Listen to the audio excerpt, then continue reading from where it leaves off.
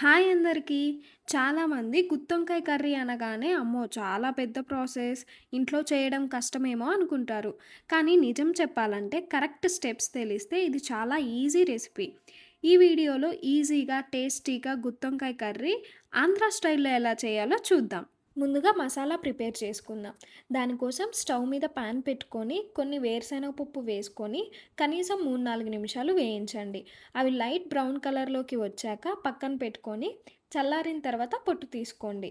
మళ్ళీ అదే పాన్‌లో 2 స్పూన్స్ ధనియాలు, 1 స్పూన్ జీలకర్ర వేసి కొంచెం వేగిన తర్వాత 4, 5 జీడిపప్పు, 3 ఇంచులు దాల్చిన చెక్క, 8 లవంగ మొగ్గలు, 2 యాలకులు వేసి కొద్దిసేపు వేగిన తర్వాత లాస్ట్‌లో దించుకునే ముందు గుప్పెడు తెల్ల నువ్వులు, 1 స్పూన్ గసగసాలు వేసి ఒక నిమిషం ఫ్రై చేయండి.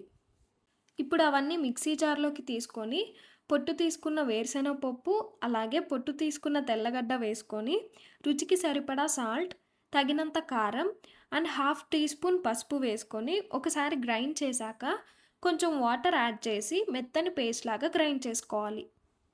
ఇప్పుడు ఒక బౌల్‌లో వాటర్ తీసుకొని అందులో కొంచెం సాల్ట్ కానీ, ఉప్పు కానీ యాడ్ చేసుకోవాలి. ఇక్కడ నేను ఉప్పు యాడ్ చేసుకుంటున్నాను. మీరు సాల్ట్ కూడా యాడ్ చేసుకోవచ్చు. ఎందుకంటే వంకాయలు కట్ చేశాక అందులో వేస్తే బ్లాక్‌గా అవ్వకుండా ఫ్రెష్‌గా ఉంటాయి. ఇప్పుడు వంకాయల్ని ఇలా నేను చూపించిన విధంగా 2 సైడ్స్ క్రాస్‌గా కట్ చేసుకొని, వంకాయ ఫ్రెష్‌గా ఉందో లేదో చూసుకొని ఉప్పు నీళ్ళలో వేసుకోండి. ఇలాగే మిగతా వంకాయలన్నీ కట్ చేసుకొని ఉప్పు నీళ్ళలో వేసుకోండి. తర్వాత మనం చేసిన పేస్ట్‌ని ప్రతి వంకాయలోకి నీట్‌గా స్టఫ్ చేసుకొని పెట్టుకోండి. అన్ని వంకాయలు స్టఫ్ చేయగా మిగిలిన మసాలాను పక్కన పెట్టుకొని అది గ్రేవీ కోసం యూజ్ చేసుకుందాం. ఇప్పుడు కర్రీ కోసం పాన్‌లో ఆయిల్ వేసుకొని, ఆయిల్ హీట్ అయిన తర్వాత 1 స్పూన్ జీలకర్ర, హాఫ్ స్పూన్ ఆవాలు, 2 రెమ్మలు కరివేపాకు వేసి ఫ్రై చేయండి. తర్వాత ఆనియన్స్ వేసుకొని అవి మెత్తబడే వరకు ఫ్రై చేసుకోవాలి.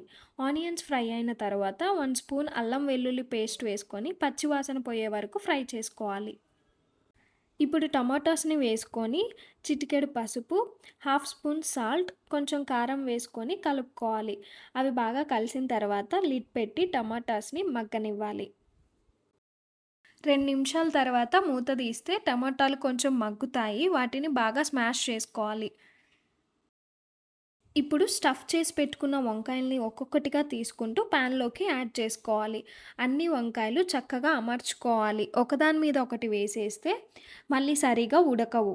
అన్ని వంకాయలు ప్యాన్‌లో పెట్టుకున్న తర్వాత ఒక 2 నిమిషాలు మీడియం ఫ్లేమ్‌లో మూత పెట్టుకొని మగ్గించాలి. ఒక 2 నిమిషాల తర్వాత మూత తీసుకొని వంకాయలు రెండో వైపుకు తిప్పుకొని మంట మీడియం ఫ్లేమ్‌లోనే ఉంచుకొని మళ్ళీ మూత పెట్టేసుకోవాలి. 5, 10 నిమిషాల్లోపు వంకాయలు బాగా మగ్గిపోతాయి. ఇలా వంకాయలు బాగా మగ్గిన తర్వాత ఇందాక స్టఫ్ చేశాక మిగిలిన మసాలాలో వాటర్ కలుపుకొని ప్యాన్‌లో వేసుకోవాలి.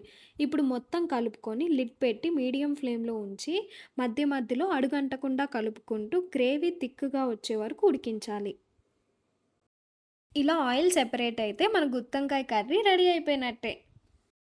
చివరిగా గుప్పెడు కొత్తిమీర వేసుకొని ఒక నిమిషం ఉంచి సర్వ్ చేసుకోవడమే. మీరు కూడా ఈ రెసిపీని తప్పకుండా ట్రై చేసి ఎలా వచ్చిందో కామెంట్ సెక్షన్‌లో చెప్పండి.